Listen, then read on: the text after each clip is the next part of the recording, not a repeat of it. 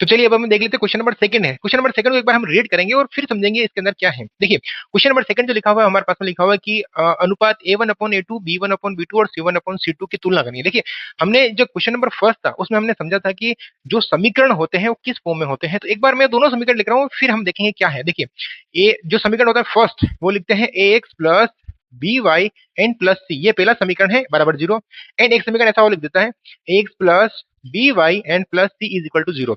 अब ध्यान से देखो जो पहला समीकरण लिखा हुआ है उसके आगे हम लगाएंगे वन वन एंड वन, यानी कि x का गुणांक वन, y के गुणांक ये इस तरह से, और इसको हम डाल देते टू और ये भी हो जाएगा टू और ये भी हो जाएगा टू। इसका मतलब ये समीकरण लिखा हुआ है x plus A1x B1y and C1 लिखा हुआ है, और ये लिखा हुआ है A2 और यहाँ लिखा हुआ है B2 और यहाँ लिखा हुआ है C2 इस तरह से। अब हमें इनकी तुलना करनी है और हमें कंपेयर करके बताना है कि ये जो रेखाएं हैं वो कौन कौन सी रेखाएं हैं, समांतर है संपाती है इस तरह से। तो एक बार हम इन दोनों समीकरणों से समांतर रेखाएं कैसे बनती है, संपाती कैसे बनती है, पहले समझ लेते हैं। मैं आपके सामने तीन डायग्राम बना रहा हूँ। देखिए जैसे कोई दो रेखा इस तरह से जा रही है यहाँ पे इस तरह से, ठीक है, एक रेखा ये है और एक रेखा जो है रेखाओं का जोड़ा, एक रेखा इस तरह से बनी हुई है हमारे पास में, और एक रेखा का जो जोड़ा है वो इस तरह से है, ये इस तरह से, ठीक है।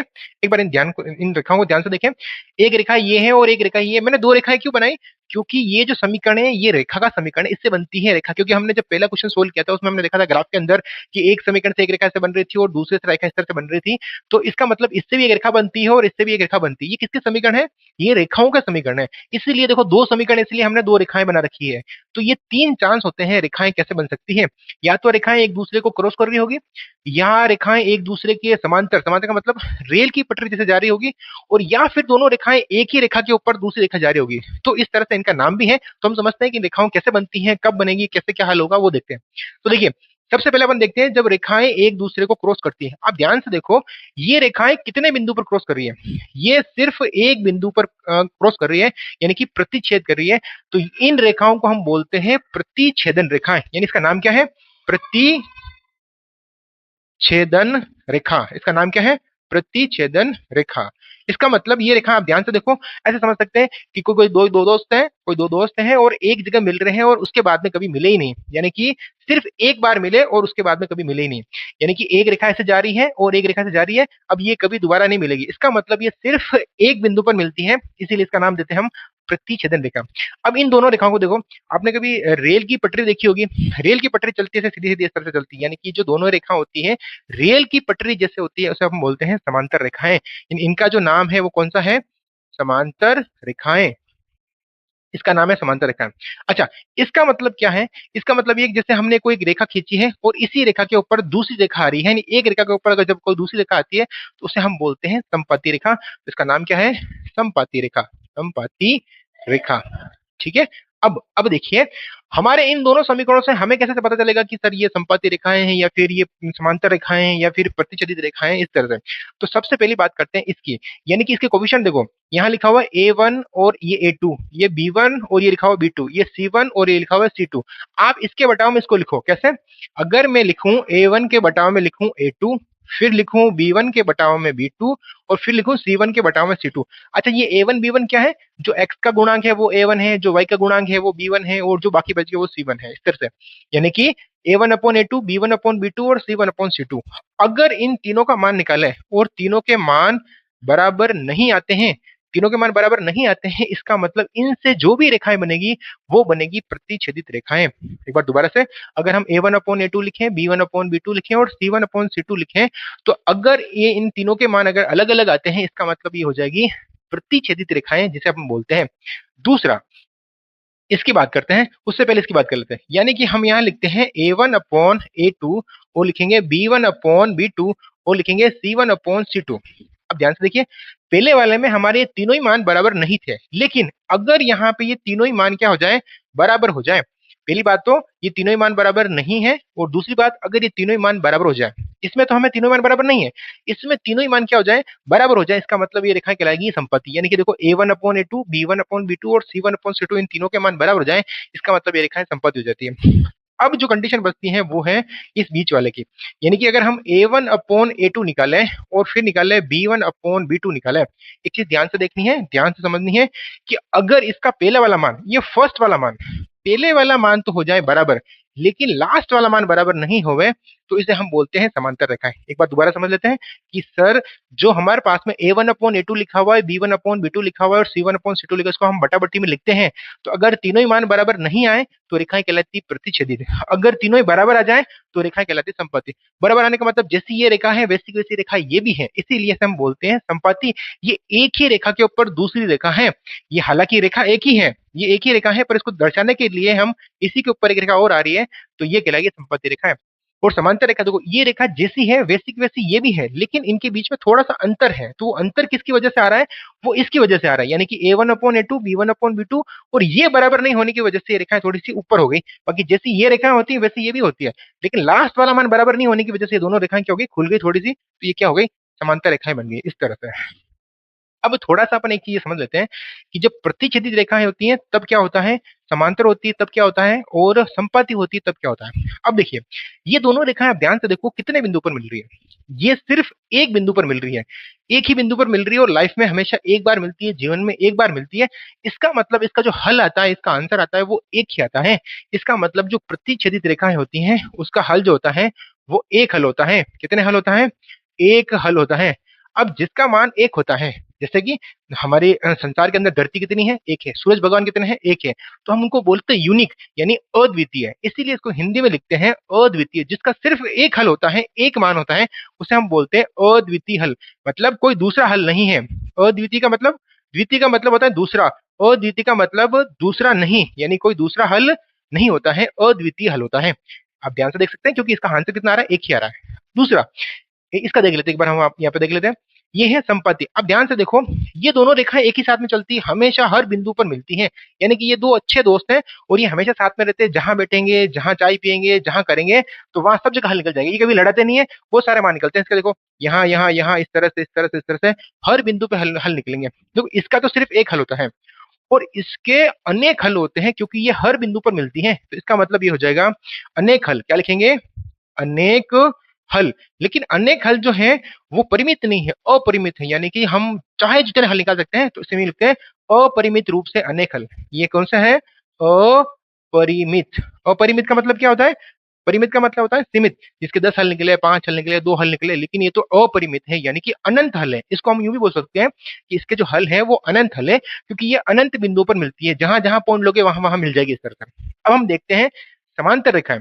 आप ध्यान से देखो, क्या ये दोनों रेखाएं मिल रही, क्या ये नहीं मिल रही है, तो जो नहीं मिलती है उसका हल भी नहीं निकलता। जैसे मानो कोई दो दोस्त हैं, वो लड़ा गए और साथ में बैठे ही नहीं, कभी बातचीत भी नहीं करी, तो क्या उनका हल निकलेगा, नहीं निकलेगा। इसका मतलब ये दोनों रेखाएं जो होती हैं वो भी कभी लाइफ में मिलती नहीं है, इसका मतलब इसका भी कोई हल नहीं निकलता है। इसका मतलब हम यहाँ लिखेंगे, इस जगह पे लिखेंगे कोई हल नहीं। क्या लिखेंगे, कोई हल नहीं, इसका कोई हल नहीं आएगा, यानी कि इस जो दोनों रेखाएं हैं इनके कोई हल नहीं निकलेंगे, तो ये कहलाती है समांतर रेखाएं। अब ध्यान से एक बार थोड़ा सा रिवीजन कर लेते हैं कि अगर किसी रेखा का a1/a2 b1/b2 और c1/c2 है, वापिस है, a1/a2 b1/b2 c1/c2 तीनों ही मान बराबर नहीं है, तो वो रेखाएं कहलाती है प्रतिच्छेदित, और इसका जो हल निकलता है सिर्फ एक हल निकलता है। और अगर तीनों ही मान बराबर हैं तो वो रेखाएं कहलाती है संपाती, और उसके अनेक हल निकलते हैं। अगर कोई रेखा इस तरह से बनी हुई है, a1/a2 b1/b2, पहले वाला मान तो बराबर है लेकिन पीछे वाला मान बराबर नहीं है, इसका मतलब उसका कोई हल नहीं निकलेगा, और वो रेखाएं कहलाती है संपाती, सॉरी समांतर रेखाएं कहलाती है। क्वेश्चन नंबर 3 है, उसके अंदर एक चीज लिखी हुई है, संगत या संगत। संगत का मतलब क्या होता है वो देखिए, संगत का मतलब ये होता है कि अगर कोई रेखाएं मिल रही हैं जिसका हल निकलता है उसे हम बोलते हैं संगत। अगर मैं यहाँ लिखना चाहूं तो क्या ये संगत होगी या असंगत, ये मिल रही है, इसका मतलब इसका आंसर आएगा संगत। ये रेखाएं संगत होती है, क्या होती है, संगत होती है। ये रेखाएं संगत होती है क्या, ये मिली तो है ही नहीं, जो मिली नहीं है इसका मतलब वो रेखाएं कहलाएगी असंगत, तो इसे हम बोलेंगे असंगत। क्या बोलेंगे, असंगत। और ये वाली रेखाएं, ये संपाती रेखाएं मिल गई, इसका मतलब इसे हम बोलेंगे संगत रेखाएं। इसे क्या बोलेंगे, संगत रेखाएं। तो ये भी है संगत, ये भी है संगत, और ये कहलाई असंगत। तो क्वेश्चन नंबर 3 है, वो क्या कहला, वो कह रहा है कि आपसे इसमें संगत और हमें असंगत देखना पड़ता है, तो संगत और असंगत किसका होगा, देखिए संगत तो होगा जो रेखाएं एक बिंदु पर मिलती हैं वो संगत है, और जो अनेक बिंदु पर मिलती तब भी संगत है, लेकिन जो नहीं मिलती है उसे हम बोलेंगे असंगत। अच्छा, इसमें एक चीज और रह गई है, वो देख लेते हैं। अगर यहाँ ऐसा हो जाए, जैसे ये तीनों बराबर नहीं है, ये तीनों बराबर है, ये फर्स्ट वाला दोनों बराबर है, लेकिन कहीं ऐसा हो जाए कि एक कंडीशन ऐसी आ जाए कि A1/A2 ये बराबर नहीं है और पीछे वाले बराबर है, मतलब ऐसे B1/B2 ये वाले बराबर है, क्योंकि ये कंडीशन इन तीनों में नहीं लिखी हुई है। तो फिर किसका आंसर होगा? ये वाला होगा। ये तो हो ही नहीं सकता क्योंकि पहले वाले दोनों बराबर है। ये होगा, ये भी पहले वाले दोनों बराबर है, ये भी नहीं होगा। तो इसमें देखो, ये A1/A2 B1/B2 अगर पहले वाली चीज बराबर नहीं है, इसका मतलब वो सीधे सीधे जाएगी प्रतिच्छेदी रेखाओं के अंदर। पीछे वाला मान बराबर हो या नहीं हो उससे फर्क नहीं पड़ता। आगे वाला मान बराबर जिसके नहीं है, इसमें नहीं है, इसका मतलब ये प्रतिच्छेदी रेखा कहलाएगी। इसमें आगे वाला बराबर लेकिन पीछे वाला बराबर नहीं है, समांतर। इसमें तीनों ही होने चाहिए। अब हम चलते हैं क्वेश्चन नंबर सेकंड की तरफ, जो क्वेश्चन नंबर सेकंड का फर्स्ट।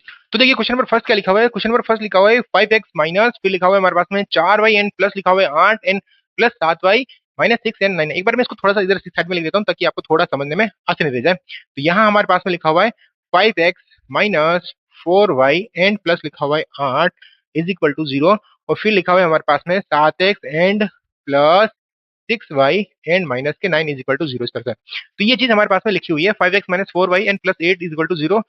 इन दोनों की हमें A1/A2 की तुलना करनी है। तो पहले ये बताओ कि A1 का मान कितना होगा। सर यहाँ से अगर हम A1 का मान लिखें तो वो आता है हमारे पास में 5, और हम B1 का मान लिखें तो वो आता है, थोड़ा सा मैं इसको इधर लिख लेता हूँ ताकि आपको दिख जाएगा। हाँ दिख रहा होगा, वैसे कोई दिक्कत नहीं। -4 एंड C का मान आ जाएगा हमारे पास में 8। ये सब 1 1 है। हम लिखते हैं 2। A2 का मान कितना हमारे पास में 7 दे रखा है, B2 का कितना मान है हमारे पास में 6 दे रखा है, और C2 का जो मान है वो दे रखा है हमारे पास में -9 इस तरह से।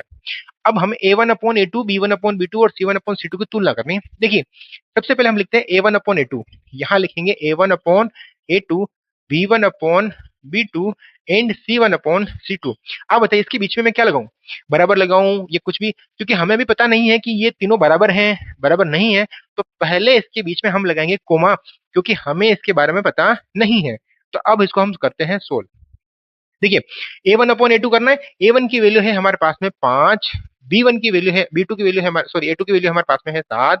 फिर लगाएंगे हम कोमा, फिर दे रखा है -4, और फिर दे रखा है ये 6, मतलब B1/B2। फिर लिखेंगे C1/C2, तो यहाँ लिखेंगे 8/-9।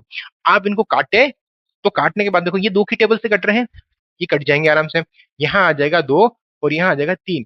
अब देखो ये 5/7 लिखा हुआ है, यहाँ लिखा हुआ है 2/3, और यहाँ लिखा हुआ है 8/9।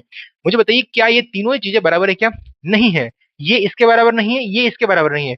इसका मतलब इसके बीच में हम साइन लगाएंगे, ये बराबर नहीं है और ये भी बराबर नहीं है। इसका मतलब ये हुआ कि A1/A2 बराबर नहीं है B1/B2 के, बराबर नहीं है C1/C2 के। जब ये तीनों ही मान बराबर नहीं होते, हमने सबसे पहली कंडीशन देखी, तीनों ही बराबर नहीं होते, तो हम बोलते हैं प्रतिच्छेदित रेखाएं। इसका मतलब ये जो रेखाएं कहलाएगी वो कहलाएगी आपके प्रतिच्छेदित रेखाएं। तो इसका आंसर कौन सा हो जाएगा? प्रतिच्छेदित रेखाएं। रेखाएं। अच्छा बताओ, वैसे तो क्वेश्चन तीसरे में पूछा हुआ है, फिर भी मैं आपसे पूछता हूँ कि अगर ये संगत है या फिर असंगत है। प्रतिच्छेदित रेखाएं कैसी होती है? प्रतिच्छेदित रेखाएं होती हैं ऐसे, और मिल रही है, इसका मतलब इसका आंसर क्या होगा? संगत। हालांकि ये क्वेश्चन नंबर तीसरा है पर साथ में हम समझते जाएंगे इस तरह से। अब लेते हैं क्वेश्चन नंबर दूसरा। दूसरा क्या लिखा हुआ है वो देख लेते हैं अपन। दूसरा लिखा हुआ है हमारे पास में 9x। एक बार मैं यहाँ वापस लिख देता हूँ। यहाँ लिखा हुआ है हमारे पास में 9x and plus 3y and plus लिखा हुआ है 12 एंड बराबर लिखा हुआ है 0। फिर लिखा हुआ है 18x एंड प्लस लिखा हुआ है 6y 24 बराबर लिखा हुआ है 0 इस तरह से। हमें इसमें A1/A2 और B1/B2 की तुलना करनी है, और हमें चेक करना है ये रेखाएं कौन सी होती है। तो फटाफट से लिख देते हैं। देखिए यहाँ पे हमारे पास में A1 की वैल्यू कितनी है? 9 लिखी हुई है, और A2 की वैल्यू ले लेते हैं यहाँ पे। A2 की वैल्यू कितनी है हमारे पास में? 18। फिर B1 की वैल्यू कितनी है? 3, और B2 की वैल्यू कितनी है हमारे पास में? 6। C1 एंड C2 की वैल्यू कितनी है हमारे पास में? 12, और हमारे पास में लिखी हुई चॉइस इस तरह से। बस कुछ नहीं करना है, वही जो हमने देखा था। क्या करें सबसे पहले? A1/A2 लिखेंगे, B1/B2 लिखेंगे, C1/C2 लिखेंगे। अच्छा मुझे बताओ इसके बीच में चिन्ह कौन सा लगाऊं? बराबर लगाऊं या फिर और कुछ लगाऊं? नहीं, इसके बीच में ओनली हम लगाएंगे कोमा। क्या लगाएंगे? कोमा, क्योंकि अभी हमें अभी पता नहीं है कि हमें क्या लिखना है, कि ये बराबर है या नहीं। अब वो हम चेक करेंगे। देखिए A1/A2 मतलब 9/18, ये लिखेंगे 9/18, और फिर करेंगे बराबर। फिर लिखा हुआ है 3/6 इस तरह से, और फिर लिखा हुआ है 12/24। यहाँ हमें भी बराबर नहीं लगाना है। अब इसको हम सोल्व करेंगे। ये कट रहे हैं तो इसको काट दो, कटे। ये 9 की टेबल से करते हैं। 9 1 जा 9 एन 9 दूनी 18, ये 3 एकम 3 और ये 3 दूनी 6, 12 एकम 12, 12 दूना 24। इसका मतलब आंसर कितना आ रहा है? 1/2। यहाँ से आंसर आ रहा है 1/2, यहाँ से आंसर आ रहा है 1/2। तीनों ही मान बराबर आ रहे हैं, इसका मतलब यहाँ हम लगाएंगे बराबर, यहाँ हम लगाएंगे बराबर। यहाँ लिखेंगे A1/A2, B1/B2, C1/C2। तीनों ही मान बराबर है, इसका मतलब हम बीच में लगाएंगे बराबर। और ये बराबर वाली कंडीशन कब होती है? जब तीनों ही मान बराबर होते हैं। तीनों ही बराबर है, इसका मतलब एक ही लाइन के ऊपर दूसरी लाइन आ रही है, इसका मतलब हम लाइन को बोलेंगे समपाती लाइन। तो ये लाइन आ जाएगी हमारे पास में समपाती रेखा, समपाती लाइन। समपाती लाइन कैसे होती है? ये लाइन होती है इस तरह से, जैसे आपने एक लाइन खींची इस तरह से, और दूसरी लाइन जो है वो भी इसी के ऊपर है इस तरह से। सॉरी, थोड़ा सा फिर मिल गया, ये इस तरह से। तो ये रेखा कैसे कहलाती है? संपत्ति। और ये हर बिंदु पे मिलती है, तो इसका आंसर जो होता है वो संगत हल होता है। अब हम चलते हैं क्वेश्चन नंबर इसके तीसरे की तरफ। देखिए क्वेश्चन नंबर तीसरा क्या लिखा हुआ है, एक बार इसको थोड़ा सा हम यहाँ लिख लेते हैं क्योंकि थोड़ा सा समझने में आसान रहता है। देखिए तीसरा जो लिखा हुआ है हमारे पास में, पहला लिखा हुआ है 6x एंड माइनस लिखा हुआ है 3y एंड प्लस लिखा हुआ है 10 एंड बराबर लिखा हुआ है 0, और फिर लिखा हुआ है 2x minus Y and plus के लिखा हुआ है 9 इज इक्वल टू 0। हमें A1/A2 की तुलना करनी है और हमें चेक करना है। देखिए A1/A2 की तुलना करनी है, यहाँ लिखा हुआ है A1 की वैल्यू, ये है A2 की वैल्यू। A1 की वैल्यू 6 है, A2 की वैल्यू 2 है, वैसा ही जैसा हमने पहले क्वेश्चन में किया था इस तरह से। और यहाँ B2 की वैल्यू कितनी है? B2 की वैल्यू कितनी है एक बार लिख के बताना मेरे को। B2 की वैल्यू कितनी है? यहाँ y का कोफिशिएंट तो है -3, हमें चिन्ह समेत लिखना है। और यहाँ y का कोफिशिएंट कितना है? ओनली 1। तो यहाँ कुछ नहीं, इसका मतलब कितना है? 1। और यहाँ लिखेंगे -1, क्योंकि इसके आगे साइन भी लगेंगे, यहाँ ध्यान रखना है। यहाँ नहीं लिखा उसका मतलब क्या है? जिसका कुछ नहीं इसका मतलब क्या है? -1 है, चिन्ह समेत लिखना है हमें। और यहाँ लिखेंगे हम C1/C2 की जो वैल्यू आएगी, C1 की वैल्यू है 10 और C2 की कितनी है हमारे पास में 9 इस तरह से। बस वही हमें A1/A2 करना है। तो A1/A2 करेंगे, B1/B2 करेंगे, और C1 क्या करेंगे? C2। इनके बीच में कोमा लगानी है अभी, क्योंकि हमने इसको चेक नहीं किया है। तो चलिए A1/A2 की वैल्यू चेक कर लेते हैं। 6/2 यहाँ लिखेंगे अपन, 6/2 यहाँ से आ जाएगा -3 एंड -1, B1/B2 एंड C1/C2 लिखेंगे 10/9 इस तरह से। अब हम ये क्या करेंगे? अब इसको काट देते हैं, कैंसिल आउट कर देते हैं। तो 3 के टेबल से, सॉरी 2 के टेबल से कट रहे हैं, ये 3 बार कटेंगे और ये कट जाएगा एक बार, ये माइनस से माइनस कट जाएगा इस तरह से। अब यहाँ लिखेंगे 3/1, फिर लिखेंगे 3/1, यहाँ आ जाएगा 10/9 इस तरह से। अब पहले वाले मान दोनों ही बराबर है, लेकिन लास्ट वाला मान बराबर नहीं है, यानी कि पहला वाला मान बराबर है और पीछे वाला मान बराबर नहीं है। तो ये किसकी कंडीशन है? A1/A2 बराबर है, लेकिन B1/B2 बराबर नहीं है। किसके नहीं है? C1/C2 के। तो हमने देखा था कि जो संपाती लाइन होती है उसकी जैसी लाइन होती है, बस उनके बीच में थोड़ी सी गैप आ जाती है, तो वो रेखाएं कैसी हो जाती है? समांतर हो जाती है। इसका मतलब ये रेखाएं कौन सी हो जाएगी? समांतर रेखाएं। समांतर रेखाएं इस तरह से। समांतर रेखाएं कैसी होती हैं? ये इस तरह से, जैसे एक लाइन इस तरह से जा रही है, और ये लाइन ऐसी कैसी लाइन एक और है, लेकिन इनके बीच में थोड़ा सा अंतर है। वो अंतर किसकी वजह से आ रहा है?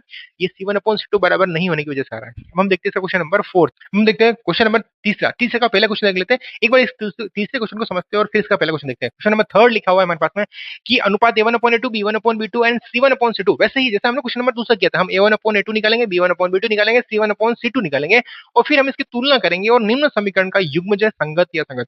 देखिए संगत के बारे में मैंने आपको बताया था। संगत का मतलब जब कोई रेखाएं मिल रही हैं, मतलब प्रतिच्छेदित वाली रेखाएं भी संगत कहलाती हैं, और संपाती वाली रेखाएं भी क्या कहलाती है?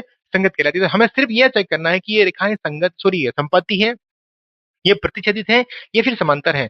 समांतर आंसर आते ही वो क्या हो जाएगा? असंगत। बाकी दोनों में क्या होती है? हमेशा संगत कहलाती है। तो देखिए हम चेक कर लेते हैं। सबसे पहले क्वेश्चन नंबर फर्स्ट लिख लेते हैं। जो फर्स्ट है वो लिखा हुआ है हमारे पास में, क्या लिखा हुआ है?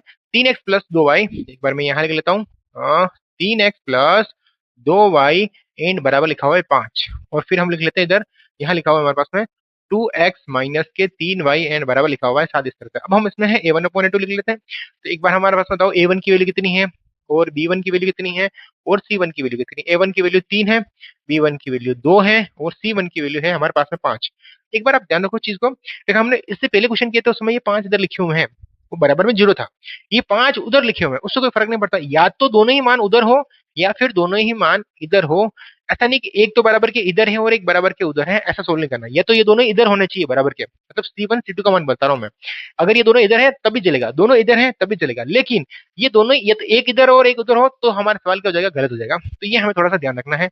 फिर लिखेंगे A2, यहाँ हमारे पास में आ रहा है 2, फिर आ रहा है B2, वो हमारे पास में आ रहा है 3, फिर लिखेंगे C2, वो हमारे पास में आ रहा है 7 इस तरह से। अब हम लिखने A1 अपॉन लिखेंगे A2, फिर लिखेंगे कोमा B1 अपॉन लिखेंगे B2, कोमा C1 अपॉन लिखेंगे C2 इस तरह से।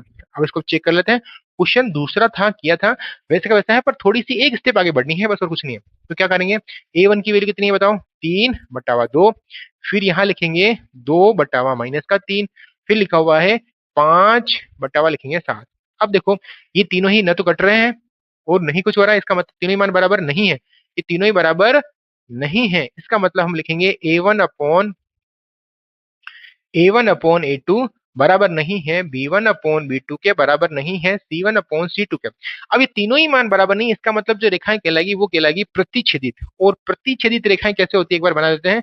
प्रतिच्छेदित रेखाएं कहलाएगी, तो प्रतिच्छेदित रेखाएं होती हैं ए वन सॉरी प्रतिच्छेदित रेखा कैसे होती है, ये रेखाएं होती हैं इस तरह से, ये है प्रतिच्छेदित रेखाएं। अब ये मिल रही हैं, मिलती है चाहे एक बिंदु पर मिले या सब बिंदु पर मिले, तो इसका मतलब इसका आंसर है, हल निकलता है, जिसका हल निकलता है वो कहलाए संगत। अतः ये क्या हो जाएगा, इसका हल क्या हो जाएगा, अतः अतः यह संगत रेखाएं हैं। कौन सी रेखाएं हैं, संगत हैं, संगत रेखाएं हैं, या इनका मान जो होगा वो संगत हो जाएगा इस तरह से। अब हम चलते हैं क्वेश्चन नंबर तीसरे का दूसरे की तरफ। क्वेश्चन नंबर तीसरे का जो दूसरा है एक बार वो देख लेते हैं अपन। दूसरा क्या लिखा हुआ है, तीसरे का दूसरा क्या लिखा हुआ है, हमारे पास है 2x, एक बार मैं दोबारा से लिख लेता हूँ यहाँ पे, 2x-3y इज इक्वल टू 8 लिखा हुआ है, और फिर लिखा हुआ है 4x-6 and is equal to लिखा हुआ है 9 हमारे पास में इस तरह से। अब हम क्या करेंगे, A1/A2 लिख लेते हैं। तो एक बार हम A1 की वैल्यू लिख लेते हैं, कितनी आ रही है 2, A2 की वैल्यू कितनी आ रही है हमारे पास में 4, B1 की वैल्यू कितनी आ रही है हमारे पास -3, B2 कितनी आ रही है हमारे पास -6, और C1 की कितनी आ रही है 8, और C2 कितनी आ रही है हमारे पास में 9 इस तरह से। अब हम यहाँ लिखेंगे A1/A2, B1/B2, C1/C2। अब इनके बीच में हम लगाएंगे कोमा, और हम इसको कर लेते हैं चेक कि इसको सोल्व कैसे करते हैं। A1 की वैल्यू कितनी है हमारे पास बताओ, 2, और A2 की है हमारे पास में 4, यहाँ लिखेंगे 2/4, फिर हम लिखेंगे कोमा माइनस के 3/-6, फिर लगेंगे कोमा 8/9 इस तरह से। अब देखिए ये माइनस से माइनस कर सकता है, 3 का भाग इसमें एक बार जाएगा, और 3 एकम 3 दूनी 6, यहाँ 2 एकम 2 या 2 दूनी 4 इस तरह से। ये तो कटेगा नहीं, इसका मतलब इसके आंसर आ रहे हैं 1/2, ये बराबर है किसके, 1/2 के, ये बराबर नहीं किसके नहीं है, 8/9 के इस तरह से। मतलब पहले पहले वाला बराबर है, ये इसकी कंडीशन जो चल रही है वो चल रही है A1/A2 बराबर है B1/B2 के, जो बराबर नहीं है वो है C1/C2 के। अब ये दोनों मान बराबर नहीं, किसकी कंडीशन है, ये है समांतर रेखाएं की। कौन सी रेखाएं हैं ये, समांतर रेखाएं हैं ये। अगर ये रेखाएं समांतर रेखाएं हैं, इसका मतलब समांतर रेखाएं कैसे होती हैं, ऐसे होती हैं, ऐसे, और ये मिलती नहीं है। अगर ये मिलती नहीं है इसका मतलब इसका हल क्या हो जाएगा, असंगत। नहीं मिलेगी तो आंसर कैसे निकलेगा, और नहीं निकलेगा इसका मतलब ये रेखाएं कौन सी है हमारे पास में, असंगत रेखाएं हैं। यहाँ लिखेंगे असंगत रेखाएं, बस। अब हम चलते हैं क्वेश्चन नंबर, अब लिखते हैं क्वेश्चन नंबर, इसका जो थर्ड है, तीसरा क्वेश्चन कैसा लिखा हुआ है वो देख लेते हैं। क्वेश्चन नंबर तीसरा थोड़ा लिखा हुआ है, बटाबटी में लिखा हुआ है, पर कोई नहीं, हो जाएगा आराम से, सिंपल क्वेश्चन है, हमें थोड़ा समझ में, थोड़ा ध्यान रखना है, समझ में आना चाहिए। देखिए क्वेश्चन लिखा हुआ है हमारे पास में 3/2, मैं यहाँ लिख लेता हूँ एक बार, 3/2 साथ में लिखा हुआ एक्स, फिर लिखेंगे हम प्लस, इसको थोड़ा सा ऐसा नहीं ऐसे लिखते हैं, थोड़ा सा सही से लिखते हैं, 3/2 लिखा हुआ है, साथ में है एक्स एंड प्लस लिखा हुआ है 5/3, साथ में वाई लिखा हुआ है, एंड लिखा हुआ है बराबर करके लिखा हुआ है 7 हमारे पास में सर्कल।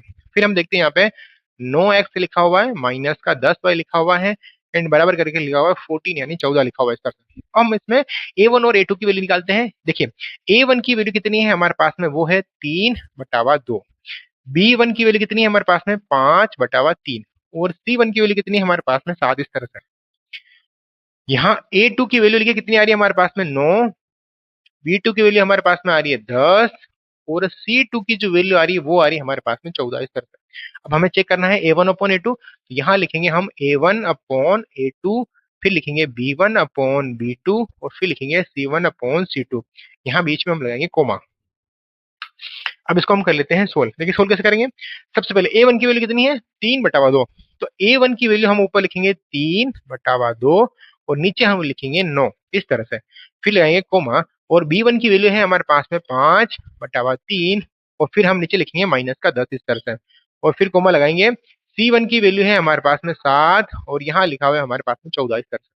अब हम इसको सोल्व करेंगे। सोल्व कैसे करेंगे, देखिए ये संख्याएं बटाबटी में लिखी हुई है, ये भी बटाबटी में लिखी हुई है, तो ये नीचे वाला है वो और नीचे आ जाएगा। देखो ये बटाबटी में लिखा हुआ है, तो ये नीचे वाला जो हर है वो इस हर से इंटू हो जाएगा, इसका भी हर है वो इसके हर से इंटू हो जाएगा। यानी कि अगर मैं इसको लिखना चाहूँ तो ऐसे लिखूंगा 3, ये 2 आ जाएगा नीचे, यानी कि 2 × 9 हो जाएगा ऐसे, फिर आए कोमा, फिर लिखेंगे 5, और ये हर इस वाले हर से इंटू हो जाएगा, नीचे आ जाएगा, यानी कि 3 इंटू माइनस का 10। मैंने कोष्टक क्यों लगाया? क्योंकि ये संख्या क्या लिखी हुई है, माइनस की, इसलिए हमने इसमें कोष्टक लगाया है। फिर लिखेंगे 7/14 इस तरह से। देखो आप या तो पहले गुणा कर लो या फिर काट लो, काटेंगे थोड़ा आसानी रहेगी। इसको मैं काट देता हूँ, इसको इससे काटेंगे तो कितना आंसर आएगा 3, और ये कट जाएगा 5 दूनी 10, 2 बार कट जाएगा। और ये भी कट रहा है 7 एकम 7, और ये 7 दूनी 14 इस तरह से। अब देखो यहाँ बच रहा है ऊपर की तरफ एक, ऐसा नहीं कट गया कुछ नहीं बचा, कट गया ऊपर एक बचा हुआ है, क्योंकि ये 3 का भाग हम काट रहे हैं, तो 3 एकम 3 ये एक बार कटा है, यानी कि एक, दो को इससे इंटू करेंगे तो आएगा 6, फिर करेंगे कोमा, यहाँ बच जाएगा ऊपर एक।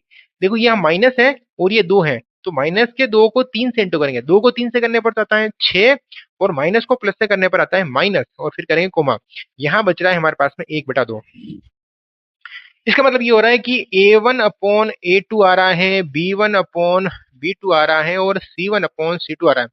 आपको यूं लग रहा होगा जैसे कि ये दोनों बराबर हैं, क्या ये दोनों बराबर हैं या नहीं? तो पीछे वाला मान तो बराबर नहीं है, हमें पता है, आगे वाला बराबर है या नहीं। देखो ये 1/6 लिखा हुआ है, ये भी 1/6 लिखा हुआ है, पर ये माइनस के लिखे हुए हैं। आप इसको गलती से बराबर मत कर देना, ये बराबर नहीं है, तो हम यहाँ बीच में लगाएंगे बराबर नहीं है। इसका मतलब ये रेखाएं किसकी हैं, कौन सी है, प्रतिच्छेदित रेखाएं हैं। कौन सी रेखाएं हैं, प्रतिच्छेदित रेखाएं हैं। और जो रेखाएं प्रतिच्छेदित रेखाएं होती हैं उसको हम कैसे लिखते हैं, रेखाएं कैसे होती है प्रतिच्छेदित, ये इस तरह से होती हैं, और ये एक बिंदु पर मिल रही है, हमें मिलने से मतलब है, अगर मिलती है इसका मतलब इसका आंसर क्या हो जाएगा, संगत हो जाएगा। इस तरह से ये संगत रेखाएं हैं। अब हम चलते हैं इसका क्वेश्चन नंबर नेक्स्ट की तरफ। अब देखते हैं क्वेश्चन इसका तीसरे का चौथा क्वेश्चन देख लेते हैं। तो तीसरे का चौथा क्या लिखा हुआ है, वो लिखा हुआ है हमारे पास में 5x, एक बार यहाँ लिख लेते हैं। ये लिखा हुआ है 5x माइनस का 3y बराबर 11 लिखा हुआ है। माइनस का 10x एंड प्लस का लिखा हुआ है 6y एंड लिखा हुआ है हमारे पास में 22, माइनस का 22 लिखा हुआ है इस तरह से। बस कुछ नहीं करना है, वही है, ये रिपीट सवाल है। ये समझ सकते हैं कि यहाँ हमारे पास में A1 और यहाँ पे है A2, ये हो जाएगा 5, B1 है हमारे पास माइनस का 3, C1 है हमारे पास में 11। ऐसा ही यहाँ पे माइनस का 10, B2 है हमारे पास में 6 एंड लिखा हुआ है, C2 है हमारे पास में माइनस का 22 इस तरह से। अब हमें A1/A2 करना है, सीधा सीधा A1/A2 करेंगे, बीच में कोमा लगाएंगे, B1/B2 करेंगे, बीच में कोमा लगाएंगे, और C1/C2 करेंगे। बस कुछ नहीं करना है, इसकी वैल्यू पुट करनी है और हमें चेक करना है, बस सवाल खत्म हो जाएगा। फिर यहाँ लिखेंगे A1 की वैल्यू है 5, यहाँ लिखेंगे माइनस का 10, फिर बीच में एक बार कोमा लगाएंगे, फिर लिखेंगे 3, फिर लिखेंगे 6, फिर कोमा, सॉरी यहाँ माइनस का 3 है, और यहाँ लिखेंगे 11, और यहाँ लिखा हुआ है माइनस का 22 इस तरह से। क्या लिखा है, बिल्कुल। अब इसको देखो कट रहा है, उसको हम काट देते हैं। ये 11 का टेबल एक बार कट रहा है, ये 11 के टेबल 2 बार कट रहा है, ये माइनस है। ये 3 की टेबल से एक बार कट रहा है और ये 2 बार कट रहा है, ऊपर माइनस है। ये एक बार कट रहा है और ये 2 बार कट रहा है। देखो इसमें आंसर ऐसे लिखा हुआ आ रहा है 1/2, इसके नीचे माइनस है, ऊपर है इसके माइनस इस तरह से, और इसके है माइनस नीचे इस तरह से, ये -2 लिखा हुआ है। अब हम थोड़ा कंफ्यूज हो रहे हैं कि ये माइनस ऊपर नीचे होता है तो उससे कोई फर्क पड़ता है क्या? देखिए माइनस नीचे हो या ऊपर हो, हमेशा संख्या माइनस की ही कहलाती है। अब ये माइनस चाहूँ तो मैं ऊपर भी लगा सकता हूँ और नीचे भी लगा सकता हूँ, माइनस होना जरूरी है। या तो माइनस नीचे होना चाहिए या फिर माइनस कहाँ होना चाहिए, ऊपर होना चाहिए। इसका मतलब वो संख्या है पूरी पूरी क्या कहलाई, ऋणात्मक का मतलब ये तीनों ही जो मान है वो बराबर है, भले ही नीचे है भले ऊपर है, बस -1 होना चाहिए, किधर भी हो ये संख्या माइनस की ही है, तो ये तीनों ही मान क्या हो जाएगा, बराबर हो जाएगा। हम थोड़ा कंफ्यूज होते हैं कि ये माइनस नीचे है तो बराबर नहीं होगी, ये ऊपर है तो बराबर नहीं होगी, नहीं ऐसा नहीं है, सिर्फ ऊपर और नीचे किधर भी एक माइनस होना चाहिए।